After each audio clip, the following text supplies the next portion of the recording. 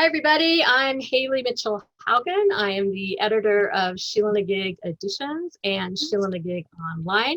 And today we're here to celebrate the publication of our summer issue of Sheila-Na-Gig Online, and also two friends of Sheila-Na-Gig, Ace Boggess and Robbie Nester. Ace Boggess is the author of 6 books of poetry, including his newest collection, Escape Envy, The Prisoners, Ultra Deep Fill, and I Have Lost the Art of Dreaming It So. He earned his BA from Marshall University and his JD from West Virginia University, and he serves as senior editor at the Adirondack Review and associate editor at the Evening Street Review. His poems have appeared widely. If you're a reader of poetry, you have read Ace somewhere along the way. In journals such as the Michigan Quarterly, Harvard Review, Notre Dame Review, the North Dakota Quarterly, and many others. His awards include the Robert Bosch Fiction Award and a fellowship from the West Virginia Commission on the Arts. In addition, he was locked up for 5 years in the West Virginia prison system, an experience which has been the basis for much of his writing. For those of us who know his work, we're familiar with many of those poems.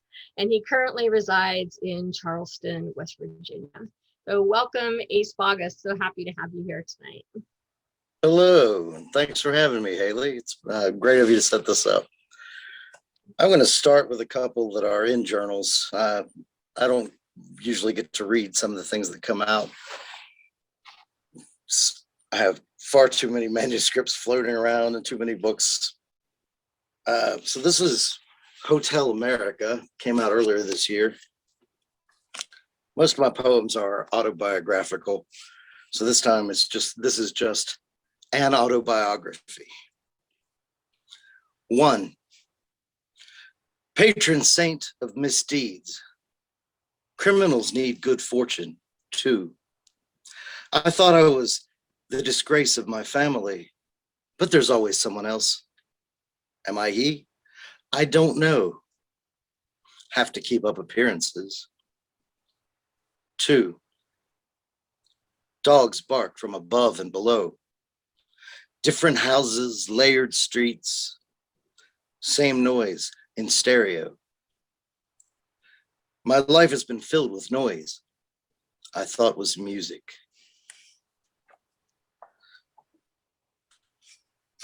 So this Tar River poetry, always happy to be in there. They publish some beautiful poetry.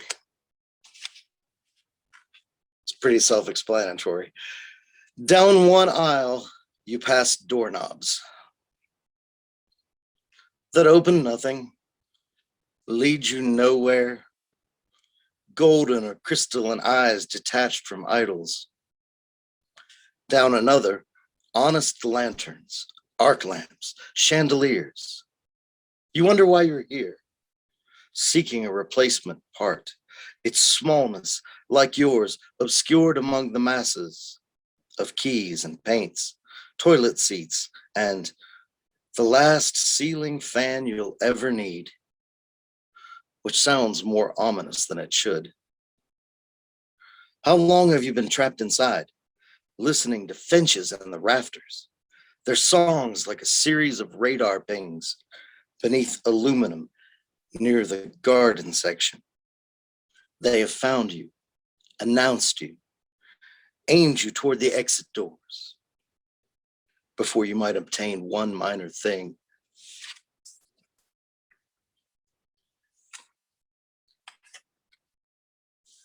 This is the new book. This is Escape Envy. I'm very happy with this book. This is probably my favorite since The Prisoners came out in 14. I mean, I love every poem in here. This is a book that's more about freedom and traveling experiences. I'm going to start with the opening poem. I was heading for Georgia, but saw the sunrise. In Virginia, the last 10 miles or so, as the interstate dripped down the side of a high top at 5% grade, nothing but view to my left. Across the valley, I spotted that mountain shaped like a turtle, shell-side and budding neck, poking its lonely head above a silk line of mist. Red and orange set along the fog's plain, like stemless blooms of roses bobbing in a pond, like candles on a silver cake. For those few minutes, I had no destination, no hotel room waiting in Columbus, no acquaintances to make. It was as though I stole pause from life, then froze it without aid of a camera's lens, before my car descended past the tree line and on into North Carolina, where it might as well be raining, and it was.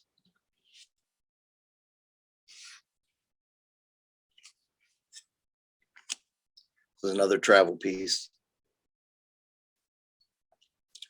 Day trip to the Huntington Museum of Art. Grace walks by the Renoir without slowing. I follow, saying, "Renoir," as if I'm a boy navigating the toy aisle at the supermarket, begging his mother and father, "I want the Renoir. Can I have the Renoir, please, please, please?" She tells me, it's not one of his best.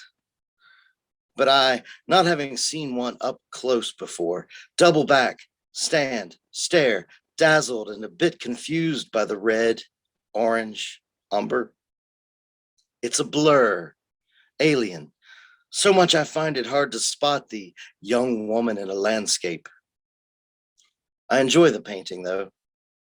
Even the tiny hole that attests to its age and a handler's careless movement years ago. It's obvious to me that Grace and I won't agree about the Renoir.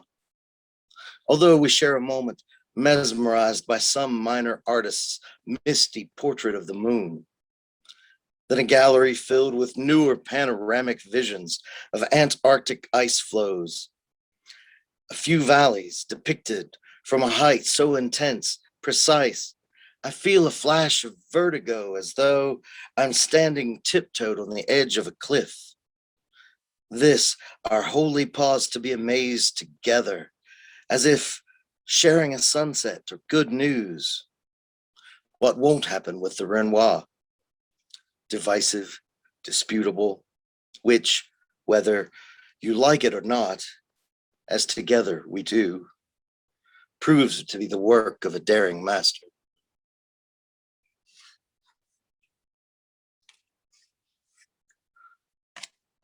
This next piece is called Lunch with the Poet Laureate, and it's about a reading I did up in Wheeling for Mark Harshman.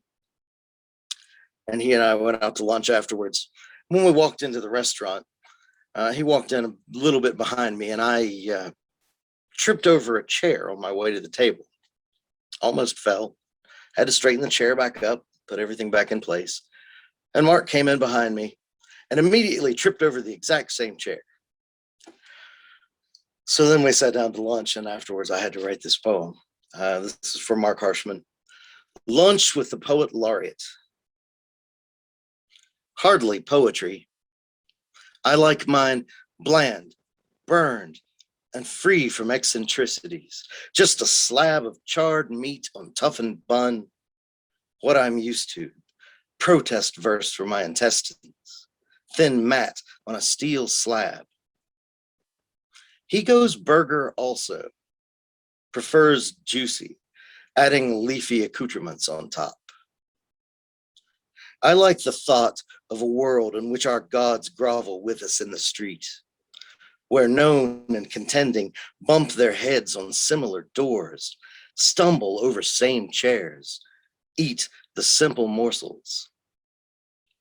The third poet joins us, playing super ego to our friendly duel of ids. She orders liver, which doesn't belong in sonnets. I wouldn't wish that on Ashbery, not even on Billy Collins, who I imagine chooses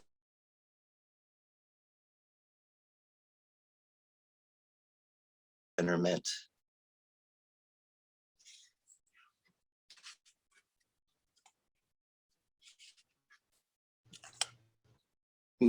This is going to be Hey, Ace, interesting. we lost you on the end of that last poem. I lost you anyway, after Billy Collins. Can you read those last lines? Oh, okay. Yeah. I wouldn't wish that on Ashbury, not even on Billy Collins, who I imagine chooses steak and spends an hour meditating on merits of his after-dinner mint. Yeah, that was important. We needed that. Thank you. This is a political poem, but thankfully from a different political era now. Negative definition. Imagine my philosophy prof from 1990, sophomore year, his crescent-haired lagoon of scalp, his monotone Eeyore voice saying, "Don't think about the president. You can't not. When you consciously attempt to conjure a negative, you summon its opposite. Don't think about the head of state, I tell myself. I try, but there he comes strutting dumbly across my screen, as though I've pulled him from a hat and now must listen to him jabber about what a wonderful hat it was and how he built the best burrow in a secret pocket in the brim. Don't think about him, I plead, but bedazzled brain invites his image on the news, where other loud men draft the chronicle of lies, arguing over their meanings as if a crucial line of verse from Frost. A voice from memory, droning and deliberate, advises me, just don't think. I cut it off there and put in an effort, as though studying for the blank page of an exam. But not thinking doesn't work, and too many others have beaten me to it. And isn't that the trouble? Isn't it? Anyway, didn't my old professor really say, don't think about polar bears? Now, I'm doing that. I'm not thinking about them. I'm not thinking about them as hard as I can.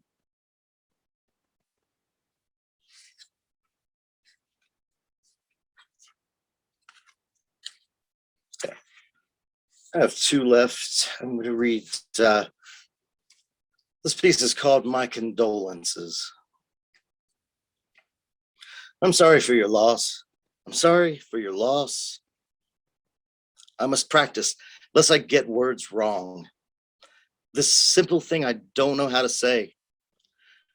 I've never been a mourner, never worn those black glasses grief prescribes. I confess that I can't empathize with what way you react when people die. Now someone close, your heart, your wife. How might I sneak you past the weepers in this sadness study group? I, who've not yet read the introduction to their text. I'm sorry for your loss. I'll tell you, mechanical as a grinding clock, but why should you listen? What good will it do?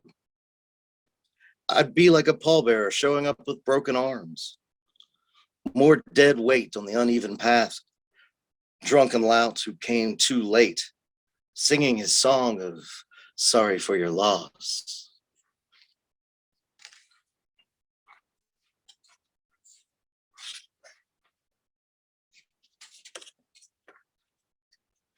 This is one I had been closing my readings with before the pandemic. Just an amusing aside, really. But when I first got out of prison, of course, one of the first things I did was sign up for Facebook because it came out while I was locked up. And so this is a poem called Facebook Keeps Telling Me. Facebook keeps telling me I should be friends with my ex-wife. Extend handshake and chivalrous salute, as if we might hang out somewhere between servers and play gin rummy, digital checkers, as if not enemies isn't enough. We have to like each other and our posts. Her face appears sadly smiling on my screen, like a phantom, like any of 100,000 memories, ambiguous. Add friend, the social network strong arms me, demanding I send a new request, as though she wouldn't request in turn 20 years of her life back. And I wouldn't find it too disturbing to read about her relationship status, thumb through pictures of her travels to beaches, zoos, concerts, cathedrals, with whomever might prove martyr enough for love. I'm much too busy regretting, also trying to forget, and dancing in a dark and empty room, while wondering how I should pitch Facebook on an add not enemy button for those we'd rather not know, except we do. Thank you. Thanks You so find much. this on Amazon or Brick Road Poetry Press website. And could you put the link for that in the chat? And you've got lots of great responses. I'm afraid I cannot. I'm on a cell phone. Okay, I will do it for you. I'll put the link to that. Brick Road Poetry, right? Thank you. Thanks so much, Ace. It's great to have you here. Okay. All right, I'm going to take a moment and do a little plug for Sheila-Na-Gig editions. Our most recent title is actually being printed right now. I'm not sure if you can see that or not.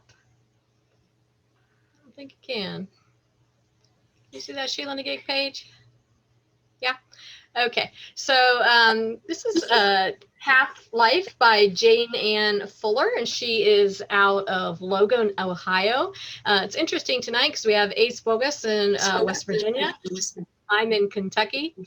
And Jane Ann Fuller is in Ohio as well. So this is that tri-state area.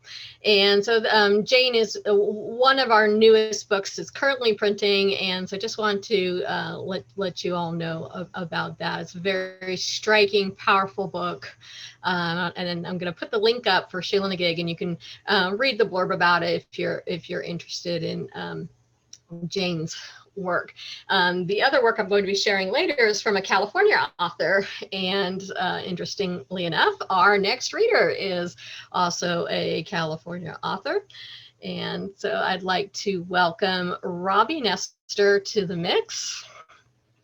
All right, let me introduce Robbie properly here. Robbie Nester is a poet, writer, and retired educator. She's the author of 4 books of poetry, a chapbook, Balance from White Violet, and 3 collections, A Likely Story from Moontide, Otherwise by Kelsey, and Narrow Bridge by Main Street Rag. She's also edited 3 anthologies of poetry, including The Liberal Media Made Me Do It by 9 Toes, Birds, Beasts, and Trees, a special issue of Pomelium Poetry Journal, and most recently, The Plague Papers. A folio of Robbie's poems was published by Glass Lyre Press in Illulian Harp Volume 5, 6, alongside other poets. I really should not be doing this. All right, so thank you, Robbie, for coming on board, and take it away for us. Thanks a lot. Thank you so much for having me. It's great to be here. Today I decided to read some summer poems because one of the poems that Sheila-Na-Gig published in that summer issue was one of those summer poems. So I just assembled a bunch of others. That's the good thing about having a bunch of a back catalog that's been published, that you can dig them out when you have readings. So my first poem is, and I have several ekphrastic poems, so I'm going to start with one of those, and that is Summer Sheltering in Place. And it's after a painting by Robert Rhodes, who I've collaborated with a bit. The painting is called Quarantine from the Garden Window. And if you don't know Robert Rhodes' work, he's wonderful. summer sheltering in place. When I was small, I used to wake before the sun to sit in the still dark living room, turn on the TV, bathe in the test pattern's bright glow. Now that I so seldom leave the house, I lift the shade at 5 a.m., watch the colors rising one by one outside the window, like an orchestra in which one player at a time joins in until a loud brightness stings the eyes, light sifting through the leaves. Gradually, that slash of green becomes the hedge, the red smudge a neighbor's truck, backed by a splash of blue, the pool across the street, the color of a cloudless sky. There's still an umber patch of shadow underneath the trees. In the branches of the sycamore, the woodpecker listens hard, then mines the bark to find his breakfast. Like me, grubs hidden there can't escape his hammering. If I return this afternoon, the colors will have dimmed or mellowed. The shadow disappeared. What if the window's frame could suddenly contain another scene? The veld's burnt brown, acacia like a stationary cloud, grazing zebras, lions eyeing me through high grass. Remembering Monet, I look and look again at the same view, find it changed only by light, which after all is everything.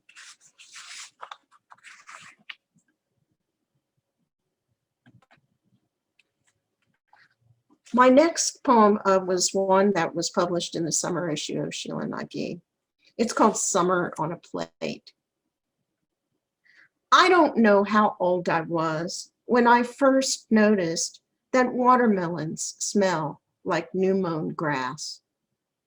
The smell of summer evenings after dinner, when there's still plenty of light to play by, and you can't wait to run outside before the lightning bugs arrive.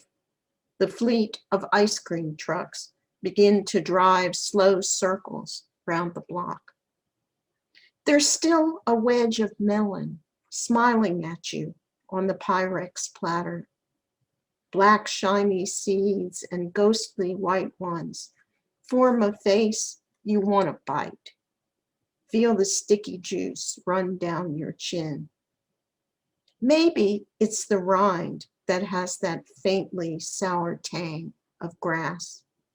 The flesh, heavy with liquid, red and sweet, has another sort of scent, like cold water when you've been running and all you want to do is put your head under the flowing hose and drink until the water pours down your neck and shirt and you finally feel cool. So that's a remembrance of Philadelphia summers past when I was growing up. And here's another one that's autobiographical, and it's from a response to a painting. Whoops, that's not going to work, I don't think. I don't think I can share that.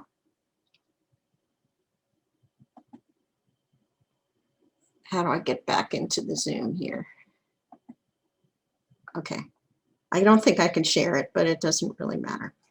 It's called Backstory, and it's after a painting by Ruth Bavetta called Chronicle. We gather, staring at the far-off point beside the fire plug, where an ambulance, fire truck, and police car block the street. Most people merely chat, though one man stands apart, lifting his glasses for a better look. A woman with a camera waits around to snap an image she can sell to local newspapers. Not first page business, only enough excitement for a summer Saturday. Two boys had decided to go spelunking in the sewer and got stuck under a manhole cover, shouting and crying for their mothers. The boys' parents, never vigilant, stand rumpled in the summer heat as an officer writes up citations. The firefighters lower ladders down, then disappear beneath the street, bearing emergency supplies. And soon the boys appear, climbing up and up into the sunlight, like heroes in a myth, covered in muck. We shout and wave as the paramedics load them into the ambulance. We know those boys will catch it when they finally come home, but maybe their adventure, however brief, was worth it. This is a story one could milk for years, describing for the multitude who never see it what's beneath the streets, dark passages and ladders leading nowhere, rats as big as terriers, and to think that this had been there all along. It makes us wonder what we might be missing, but not enough to go down there ourselves.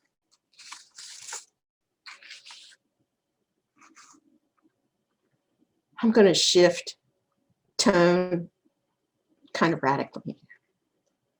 This one's called Swimming Lesson. I don't know how to swim, and I've had a lot of swimming lessons. It's kind of like my driving. I had 20 permits before I finally got my license. So, swimming lesson.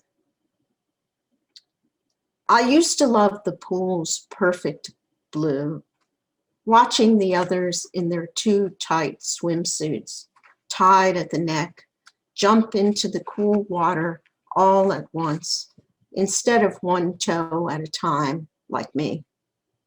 I loved the water so much, I didn't want to spoil it by swimming, disturbing the smooth surface with my kicking legs. I preferred to sit on the slippery edge, sifting water through my fingers like the finest flour imaginable. But once I climbed in, lowering my face to look under the surface at the blue tile bottom of the pool, I loved the way the world rippled with secret light. Everything was fine until the water rose inch by inch up to my shoulders, my neck, over my nose. My feet thrashed, nothing solid beneath them, and I forgot all the lessons, panic filling me as a balloon fills up with air, stretching it till the thin skin, almost translucent, bursts. My teacher called out, "Float," but her voice sounded so far away. Up became down, drawn to the blue perfection of the bottom where phantom light wavered. I dived down and down. When the lifeguard grabbed me by the arm and hauled me out, I was almost sorry.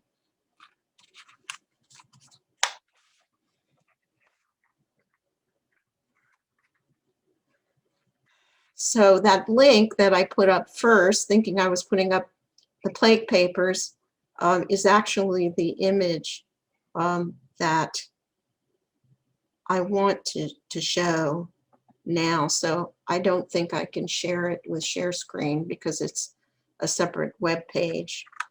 But the link is the first thing up. It's called The Ice House at Rose Hill Manor Park. This picture that I wrote about, and the poem is called Privilege. It's August, and I hold a glass of lemonade so cold that drops of condensation spill over my fingers, chill my throat. Once, ice in summer was a rich man's fancy. Someone with a shovel had to dig a chamber, line it with stones, all of a certain size and heft. It must have taken many hours to find them, to place them there, just so, and a pocketbook sufficient to the task, all for the simple luxury that I enjoy without a thought. Someone had to chisel winter into blocks and lower them into a hole, climb down the spindly homemade ladder to the ground to set the ropes around a chunk of ice as heavy as a spinet. Watch it rise, knowing he'd never get to savor even a shard.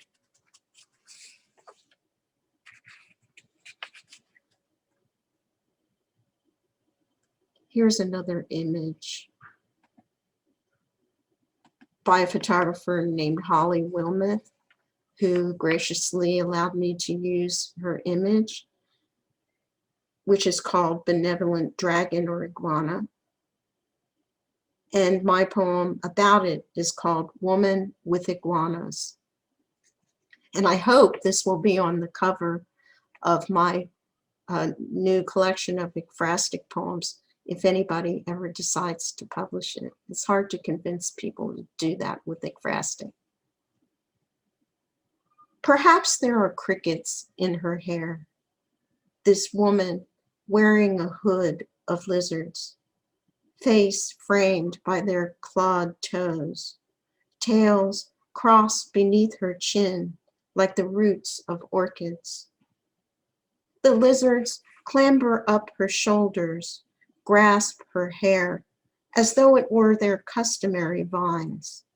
The luckiest or the quickest perching on her crown like trapeze artists balanced on a narrow ledge. Her expression seems patient, if somewhat annoyed. She's a jungle, every inch alive. Rain fills and overflows the bromeliad's many goblets, crowned with extravagant pink blooms. Aside from these, this world's the unrelenting green of walking palm, pot-bellied barraconda. The woman endures because she must. She knows explorers will eventually arrive to cut down trees and turn them into cash, to capture wide-winged morphos, loud hyacinth macaws, to plunder all her riches and leave her bare and brown.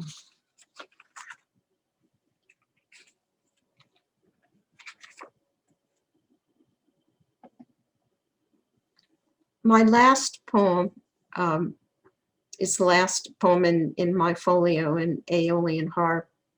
And it's one I wrote because I was unable to write poems for quite a while after I tried to write a memoir, which I never did finish because I just couldn't write poems when I was writing it, and it scared me.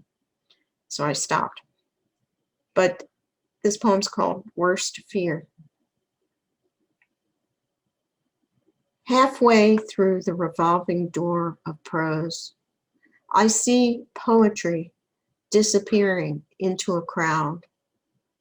It happens in the old Wanamaker's department store on Market Street in Philadelphia, long since closed. While I am stalled by the throng, she slips smoothly by in her neat summer frock and enters the gilded elevator, where she stands framed for a second, silent and composed, before ascending forever out of my life. Thank you so much. Thank you, Robbie. So many beautiful images and lines there. Just lots of people capturing those in the chat, which we know can never quite do us justice, but you know, something rings out to everybody. So thank you so much for that. Okay, great. Thank you for We're going to having me. Oh, you're welcome. We're going to be moving into our open mic readers in just a moment. I am trying to share another screenshot of Sheila-Na-Gig here. This is a screenshot of Clifton Snyder's new book of poems, Stubborn Heart. Our LA folks will certainly know Clifton Snyder, is a friend to many of us, and I've actually known Clifton for over 30 years. He was actually one of my undergraduate professors, so we go way, way back, and it's always an honor to be able to publish a mentor. But I'm also very proud that this is our first LGBTQ title for Sheila-Na-Gig editions as well. So I'll be putting that link for you into the chat as well, so you guys can check it out. If you're logging in tonight and have not seen our summer issue, our open mic readers for the rest of the reading are reading from our current issue, now up online. It's volume 5.4. And if you want to go there, you can scroll through and see everybody there if you want to read along to anything that they're reading. And I'll put that link online as well. Today I announced online, I don't know if you all have caught it or not, but I did announce today that I'm going to be retiring our quarterly contest for Sheila-Na-Gig in favor of an Editor's Choice Award. So now whenever you submit to Sheila-Na-Gig online, your poems will be in the running for the Editor Choice Award, which is just a $100 award for each quarterly edition, and I will be getting rid of the entrance fee for that, so no fees for that, so everybody qualifies. So trying to give back to the poetry community a little bit to thank you for your support of Sheila-Na-Gig editions. So check us out. Our deadline for our fall issue is August 1st, so you have plenty of time to send us some work for that. Okay. All right, let's go ahead and move into our open mic reading. I'm not going to do individual introductions of everybody because I'm just such a goofball and always mangle it all. So please let us know something about yourselves as you begin to read. Let's know where you're at, where you're from. And again, if you have any links to your own work that you'd like to put in the chat, please feel free to do so. Okay. All righty, so our first reader tonight is Marion Boyer. Okay, thank you, Haley. What a great pair of readings. That was wonderful, thank you. And Haley, thank you so much for publishing my work. The first poem I'm going to read is from the summer issue. I should say I'm hailing from Twinsburg, which has the largest annual gathering of twins in the world every year, except for COVID years. So we've had 2 years without the twins gathering. It's upsetting everybody. The first poem I'm going to read is from a full-length manuscript about an expedition in Antarctica in 1915. The poem is in the voice of the captain of the ship, which was ripped from its moorings and trapped and battered by the ice for 9 months. Antarctica, 3rd month adrift, 9-day coal supply. Captain Joseph Stenhouse on the Aurora, July 1915. We are 18 men locked in ice. In their bunks, the crew are exhausted by cold and nerves. Quiet tonight. Pack ice mutes the waves. The ship creaks. I watch the sea ice bright in moonlight, and the weight of night falls down upon me like a heap of fishing net. My old curse has returned, the blackness that shadows my mind. 6 nights ago, we were very near abandoning the ship. The men had stuffed their pillowcases with their possessions. Flows collided, climbed the backs of other slabs, steepled into ridges 15 feet high. The aurora was spun like a compass needle and wedged between two walls of ice. Her timbers screeched from the pressure. At the railings, we watched in horror as her oak and iron 5-ton rudder was wrenched to starboard and smashed to splinters. By that evening, a gale forced the men below. They ate in silence, then went to their bunks. I told them to keep their doors ajar as pressure was skewing the frames. If they jammed shut and the ship sunk, they'd be trapped. I could see the midship was hogging, the Aurora's keel bending like a twig. Ice pinched her bow and stern the way one might absently press two ends of a playing card into an arch. I feared her spine would be broken. We poured battery acid on the ice around her stern post. Futile.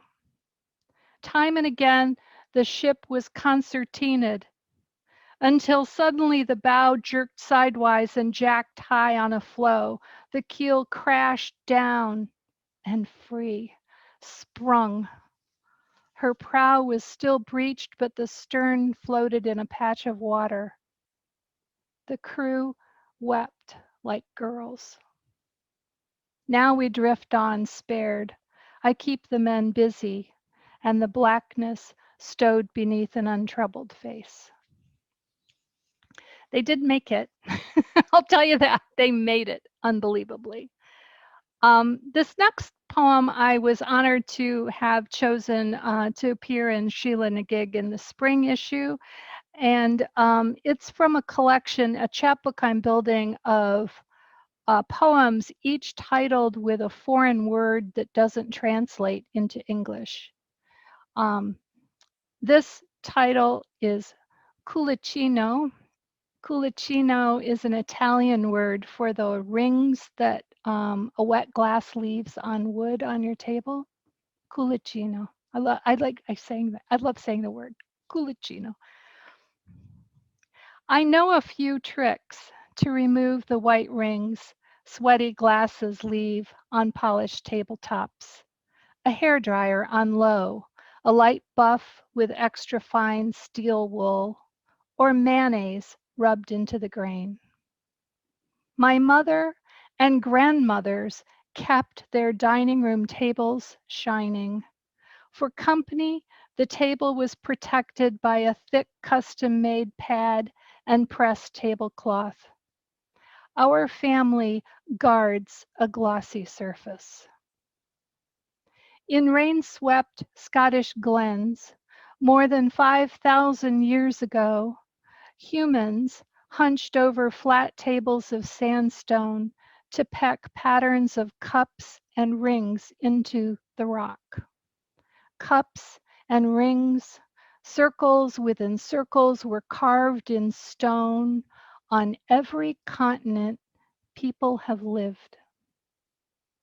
I've seen on the face of one sandstone rock in Utah's canyonlands thousands of petroglyphs, antelope, buffalo, men on horseback, bighorn sheep, and circles like wheels, circles that spiral, rings like water rippling, each carving an anecdote of ancient triumphs, of tribal news. I wish now for a long wooden table handed down by my people. I want its surface littered with rings, left when the family gathered, laughing, feasting.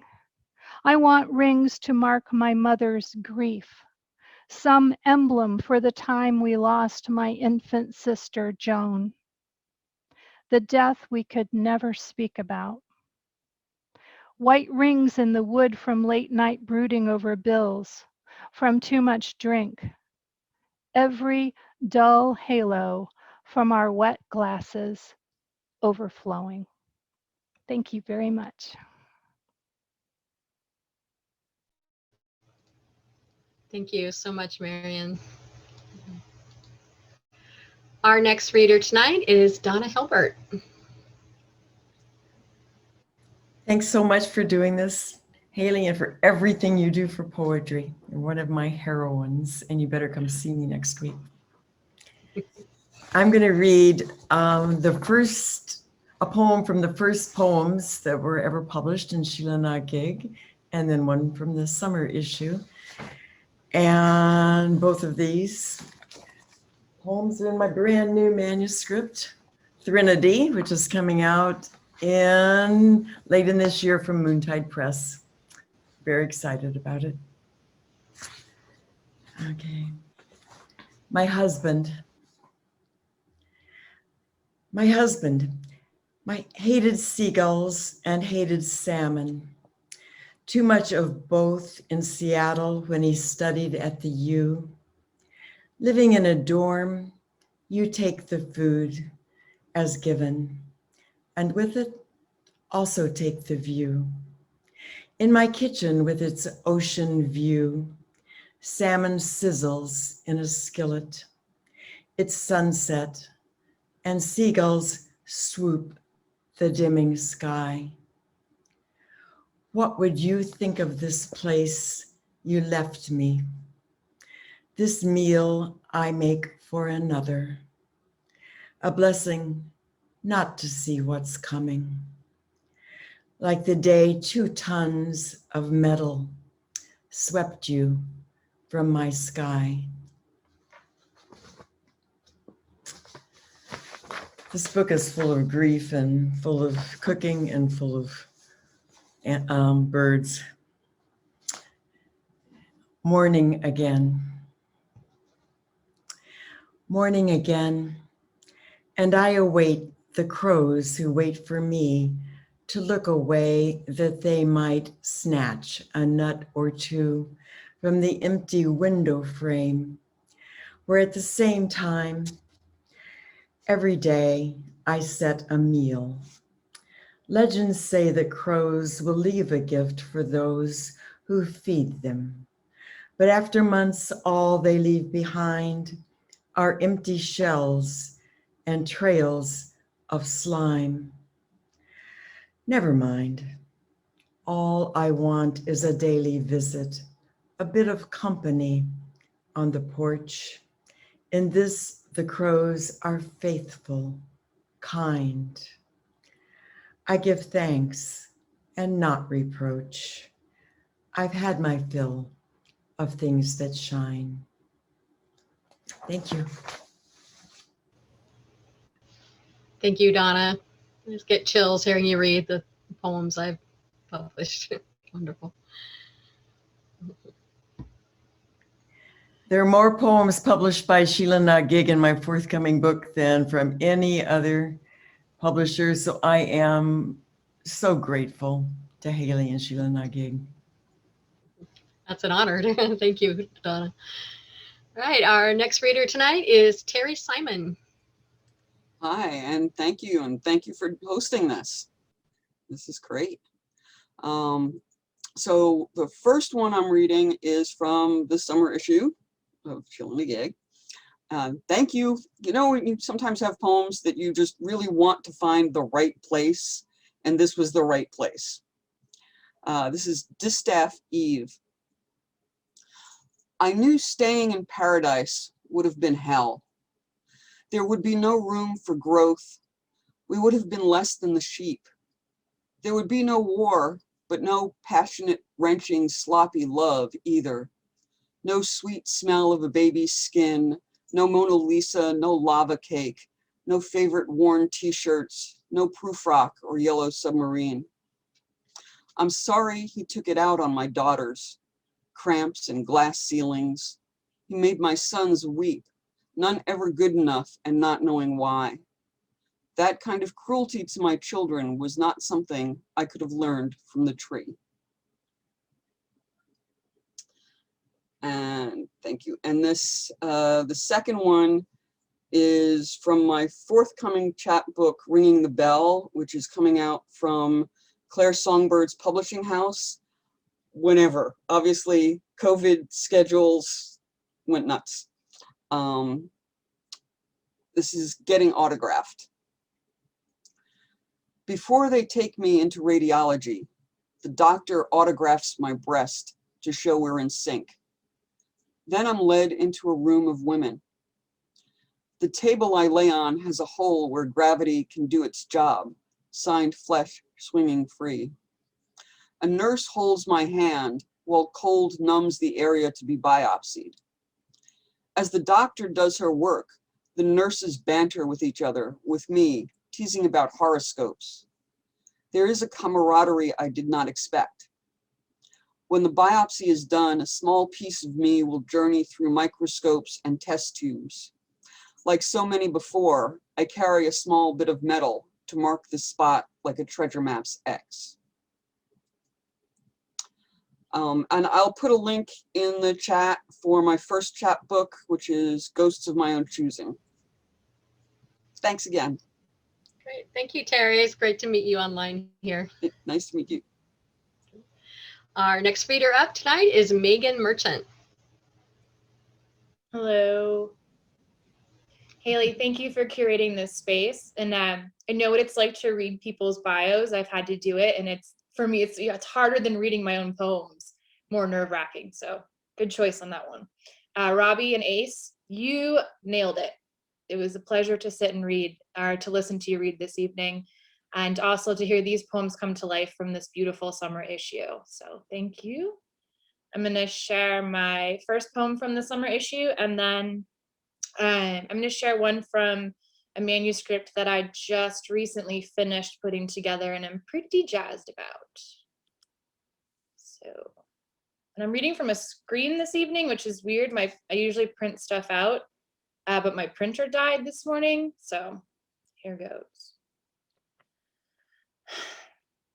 We all fall down. My logical father tells me he woke to my mother's wedding picture in the middle of the floor, face up, from 3 shelves tall, unbroken. The windows shut, the forecast calling for rain, a dusting of snow at higher elevations. There's always an explanation until there's not.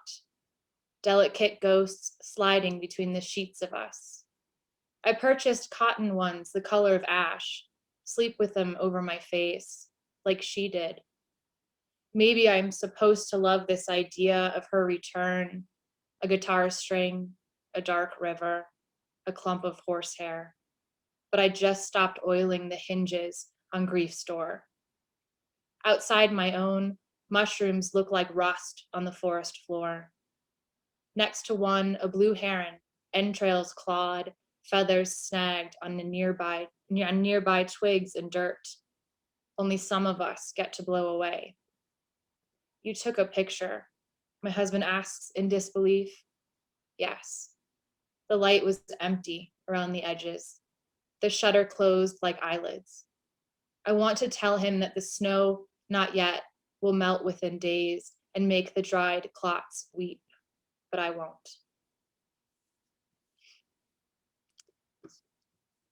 And that's actually a true story. My mother's picture did land face up off of a very tall shelf, and pretty cool thing to happen. This poem, it was published in Jakar Press's One. It's called I Want to Learn This Song. It's about my fascination in learning how to play the guitar.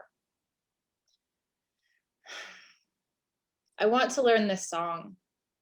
A man tells me he sung it once in an elevator shaft. Some people just know where the best acoustics dwell.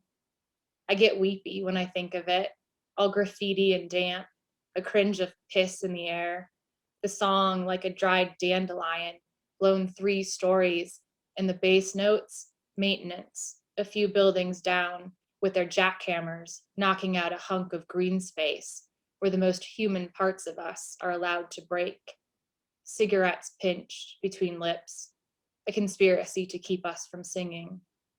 My God, I want to unpack and spend at least 3 weeks between the strings, have someone slide their fingers across my skin.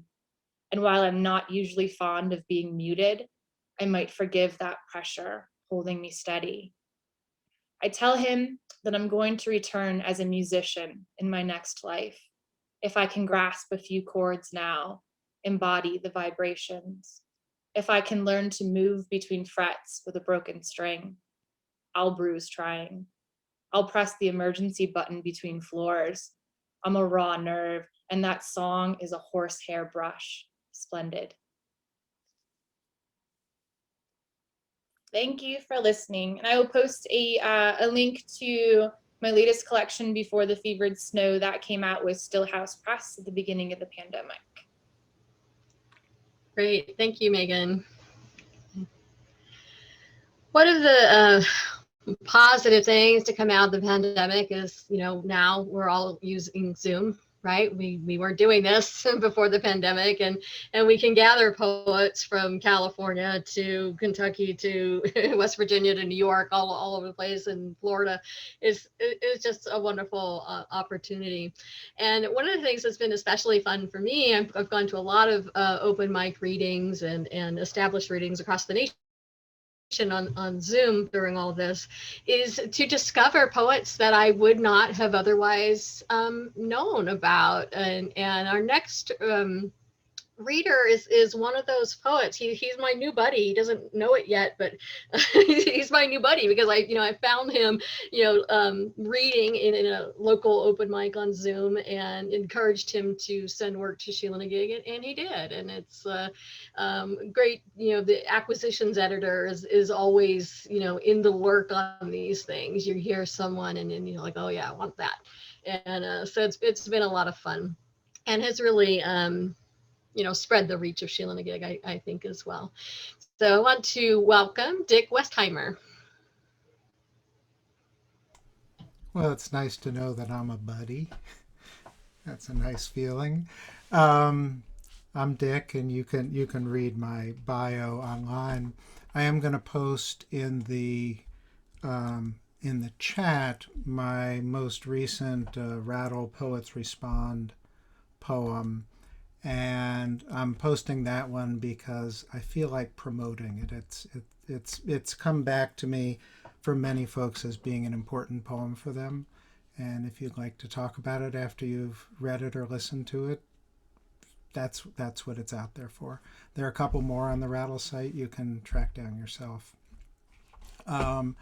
And I'm going to read one from the recent edition of Sheila-Na-Gig. And I'm actually momentarily, if it's okay, Haley, going to share my screen with a little image because the poem is entitled, can you see that? There we go. And that's, hold on, I lost my...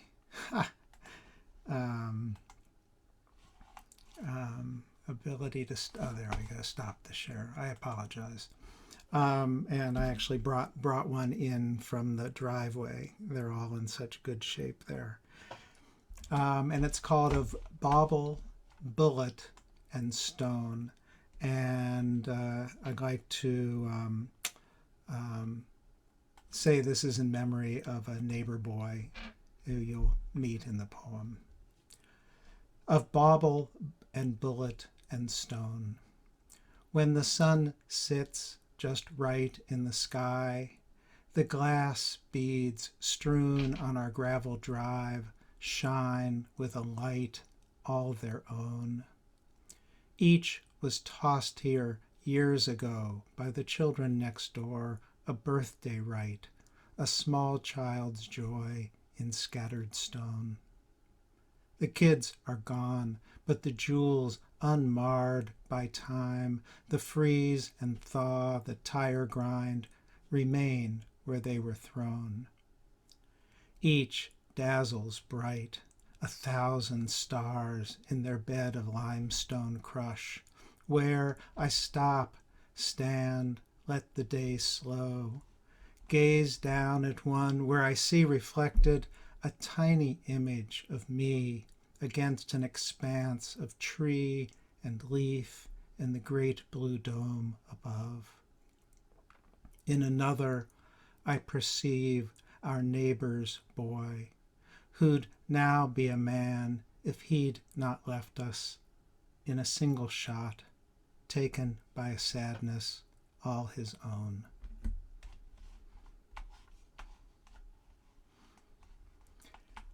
And this next one is not in Sheila-Na-Gig. It's not anywhere except on my computer, and because it's a 4th of July poem. And it's called Nowhere to Hide This 4th of July. And the epigraph is from John Adams.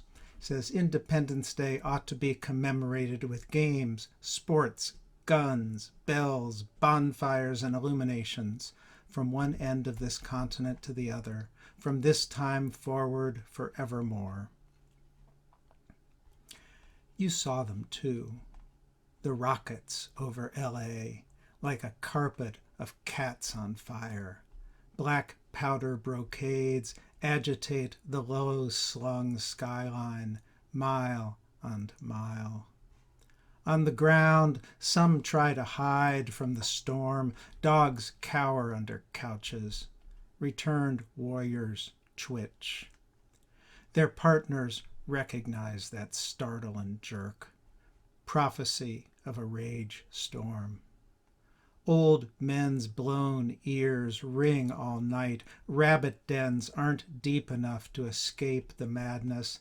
Asthmatics wear masks. Birds flee nests, abandon their chicks, and those in the shadows, in cages, under boot heels, they know for a fact the illuminations have not been earned, the revolution not yet won. Thank you all. And thank you, Haley, for convening all these folks. Thank you, Dick, my new buddy. Thanks. Our next reader tonight is Roberta Schultz, and this is your second online reading with us, so welcome back. Thank you. I'm going to read the poem that was in the summer issue, which was not the only poem that referenced Ray Bradbury, I was happy to know. Like huge moths. I remember the newspapers dying like huge moths. No one wanted them back. No one missed them. Ray Bradbury. They dropped in clear chrysalis at the end of each driveway. We confused them for each other's, handed them over fences red-faced when accidentally a husband picked up more than one issue from the sidewalk. We rolled them up to start campfires, tucked them under the kindling, lit the match and watched red edges fly into night's Luna sky. We shawled castaway china cups with smeared news headlines, cushioned mailed Christmas gifts into cardboard with commentary. When money was tight, we wrapped the presents themselves in bright panels of Blondie and Dagwood, stashed front pages for history's sake. Times New Roman bold font over the fold, declared the end to wars and walls, quoted Neil Armstrong from the moon. Where can diminishing dollars serve the most good, cause the least harm? Financial flames singe gossamer wings thin. Only one chrysalis lands at the foot of the last gravel drive on West Johns Hill. Two readers still unfold its spare span. We scan column patterns for light not already fluttered from screens.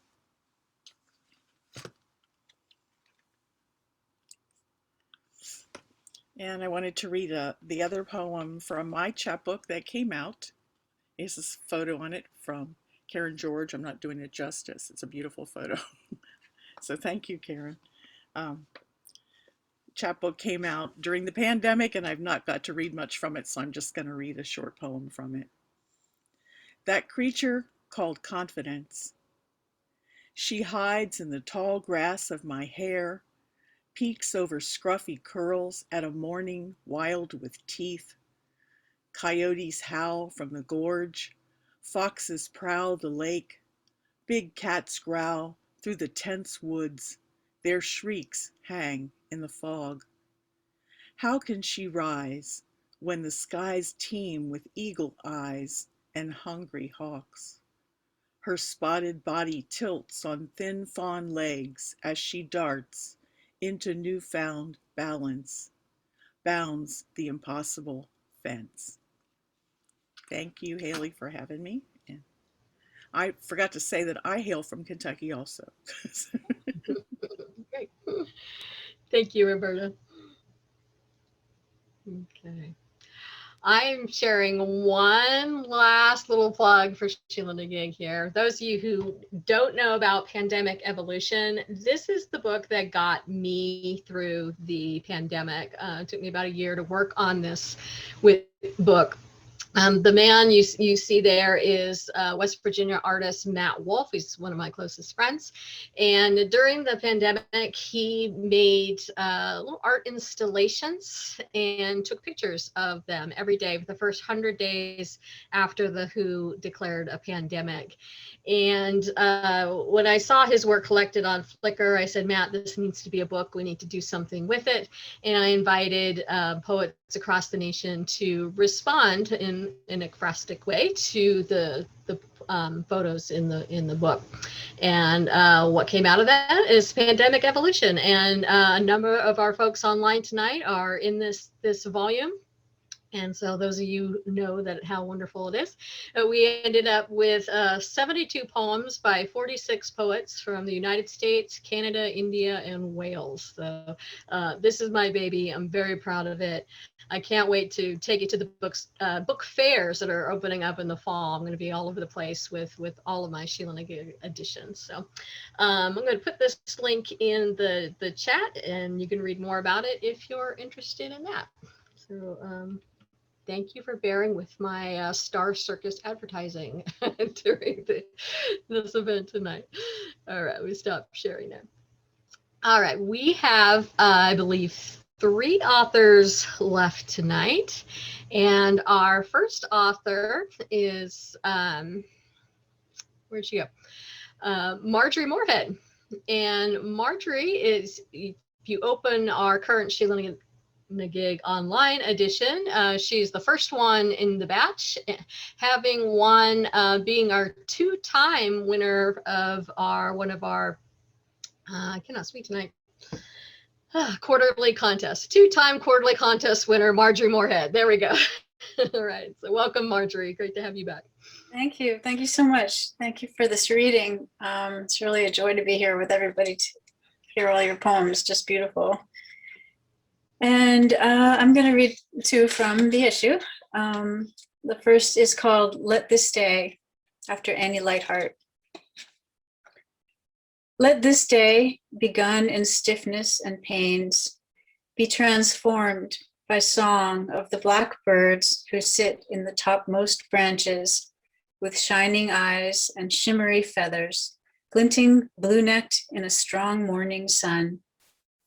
Let this day turn cartwheels and be stood on its head, come up shining with benevolence and the unending grin of an exuberant child.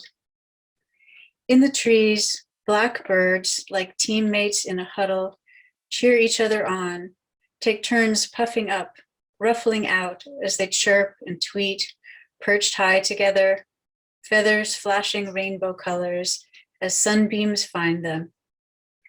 The chorus is clear, insistent, melodic, floating in seamless blue of a no-cloud sky. Let me be relieved of complaints this day, become saturated with camaraderie and song, find ease with these birds as we join morning aglow in harmony and peace.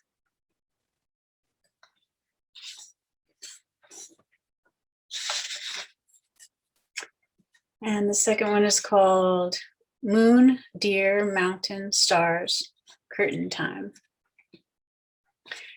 When moon masquerades as a wisp of cloud, hiding in plain sight, shying from earth's troubled spaces, avoiding that walker below, whose eyes pry, searching heights for escape or signs of hope, and a young deer appears at sidewalk edge. Gazes lock, walker, deer, frozen in a moment of recognition. A flick of white as, in flight, cloven tracks disappear into a scrim of nearby trees, whose leaves flutter with a sigh of release. Walk and walk now, upright one, until skies purple with dusk, mountains blue on distant horizon, vessels afloat in darkening tide. Stars line up for tonight's debut, set to twinkle, sparkling silver, like pinheads pushed into black, as soon as night's curtain rises. Thanks. Thank you, Marjorie. I've got those same blue screen glasses that you're wearing. So those screen glare glasses, really handy. They really help. Yeah, so in solidarity to you. Thank you so much for reading. Our next reader tonight is, where'd you go? KB Valentine. Hi, Ace and Robbie, thank you so much for that beautiful work. And Haley, thank you for creating this space for us. I'm gonna post a link to where you can find my work. The first poem I'm gonna read is in the summer edition of Sheila-Na-Gig. And normally I wouldn't point this out, but some of you might actually be looking at the poem itself. It's the first one that's listed under my name, The Spirit of Wild. Just to throw this in there, that's a 12-line poem. And what I did was I started with the middle 2 lines, 6 and 7. They rhyme, and then working outward, like lines 5 and 8 rhyme, lines 4 and 9, all the way back to the beginning and end. So just for those of you who are interested in format stuff. The Spirit of Wild. To sing in the dark is to know there is light, like a fox shrugging the flame in its fur, the rush of the creek after a summer storm, the whisper of wings as an owl haunts by, a nest of bones where daffodils peak, sap surging upwards to green and then leaf, branches that creak through the wind's endless sigh. Though shadows may shift and reshape their forms, let the wedge of the moon act as a lure. Cast off the rooms where we've boxed ourselves tight, step into the den of the forest's deep heart. And the second poem I'm going to read is from my newly released book, Edge of the Echo, with Iris Press. Blue Ragged Wind for a Student. Sky stunned by the news, you will not be back. I stare into the blue, atoms dissolving, taking away the shape of you. Absorbed into Bryant's earthly coach, into Dunn's wakeful eternity, you have traveled a distance we cannot reach. Robbed from us the young man we knew. No noon sun can warm us from this cold rumor. No night more chilling than today's dawn, when a dragonfly darted over the lake, the sky in lonely flight, light broken and scattered behind. Thank you.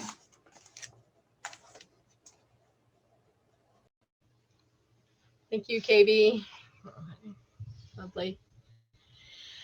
Okay, our final reader tonight is another one of those buddies that I met, kind of stumbled across online. And the forum for that was James Bryant's SPOFest. So James, I see you here today. So thank you for coming out and supporting Sheila-Na-Gig. I appreciate that. And want to encourage you to go ahead and put a link up to SPOFest in the chat as well. Lots of wonderful readers reading there in that venue. And our reader tonight, who I met through that venue, is Robert Dean. So welcome, Robert. I guess I should unmute. Thank you, Haley, for putting this thing together and for running a wonderful magazine. And a shout out to James Bryant, as Haley said, that's where we met. So I'm not going to read the poem that's in the current edition of Sheila-Na-Gig because you all need to go read the edition, the issue, if you haven't yet. So I'm reading 2 poems from my second book. The book's titled The Aerialist Will Not Be Performing, And Robbie, it's always great. I love running into another ekphrastic poet somewhere, and I'm going to try to share screen on this.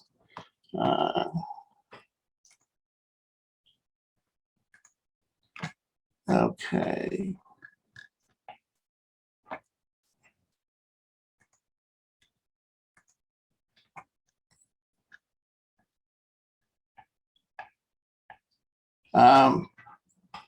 Can you all see a picture of a windmill on there? Okay. This book is 42 texts written to 42 paintings by an artist named Stephen Schrader, who I have gotten to know very well. He's a native Texan, but lives in Chicago. And he graciously let me to write to anything of his that I wanted to write to. So this one is called Windmill, and then the title of Steve's painting is after the colon. And I need other glasses for this. Windmill. You see it on the side of the graveled road, traveling north from Highway 4 towards the bones of a town called Hope. You know it or believe you do, the wind passing its blessing hand over the spiky red-brown heads your grandfather used to call hard red winter. And you thought at first he was talking about a season. Only later you figured out he meant his life, your life, all the lives of all the people he fed, all of the hard red winter people everywhere. And you feel his hand, the ghost of it, passing over your brill-creamed crew cut, the red-brown spikes of it, the hard rubber ridges of a tire as tall as you, cutting into the seat of your Lee jeans, the chug of the John Deere's 4 cylinders pumping air with a rhythm you will only later associate with the perpetuation of life, the sowing of the next generation. Only today, in fact, just you and the Hyundai and the ghost of callous-handed hope. And you wonder who owns it now, when the roof fell in, the barn collapsed. What made you drive up here this particular day? After all the leavings, lawyers, fingers not touching, lips not opening except to hurl hard red winter words. What do you expect to find here? The summer of your youth is long gone. It walked out the door with Ruth and Emily and Bobby. You turn on the wipers as the sky begins to cry. And one more. Poem is called What I Remember. What I like about this painting is that in the right edge of the frame there where the sun is, you can see this little thing there that could be a structure of some kind. So that's what told me how to get into this painting. It's called What I Remember. What I remember is the sun and how in those days we all lived within a stone's throw of it. What I remember is my mother's clear-nailed fingers clacking over the ivories of the upright piano, and how the notes danced in the warm green irises of her eyes. Excuse me. What I remember is my father taking his father's handmade board and whittled wood pegs from the battered cigar box, which nevertheless was laden with wondrous treasure, shuffling dog-eared blue cards backed with winged Cupid riding a bicycle. Sorry, I'm recovering from pneumonia. And explaining words like cribbage and his nibs, the difference between play and show. What I remember is the Sunday afternoon smell of pot roast and string beans and scalloped potatoes coming to a head in the butter-colored sanctum sanctorum of the kitchen. What I remember is tiny miles of railroad track on a big brown board in the basement and little brother's ecstatic hand claps when the train left the rails. What I remember is Catch in the backyard and how much Dad did not resemble Catfish Hunter or Blue Moon Odom and how the light glinted off his fastball anyway. What I remember is Miss Buttonhoff's blonde hair and how we naughty little Lutheran schoolboys never minded staying after hours in 4th grade. What I remember is rounding the corner of the school building and running into a new kid and how, when we got into our 40s and 50s, we faded out of each other's lives. But mostly what I remember is all the houses we ever lived in and how they were all the same house because they were always our house. If you look quickly, closely, you can see it now, our house, just barely in frame, floating across the face of this one last cigar box treasure day, me waving from the front porch, the sun still rising. Thank you. See if I can get out of share screen here.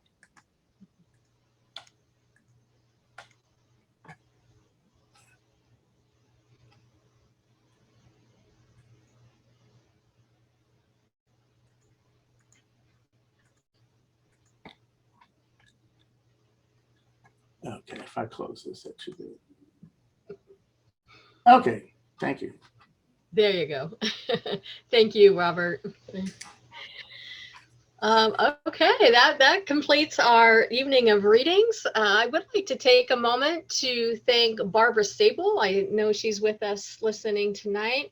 Barbara has been serving as my first reader. So for these amazing editions that we are putting out on Sheila-Na-Gig Online, Barbara is essential in helping me curate those. So thank you so much, Barbara, for all of your help. Yes, round of applause for Barbara. Oh, my pleasure. Thanks, Haley. My pleasure. Great. Especially, I love hearing people read the poems that, you know, when they were first submitted. It's just a joy, really a delight. Because you're like, I remember that. Yeah, we took that. Right, yeah, that's great. And thank you for our featured readers. Again, Ace, Boggess, and Robbi, thank you so much for being here. And all of our open micers, thank you. Robbie Nester, I should have said your last name.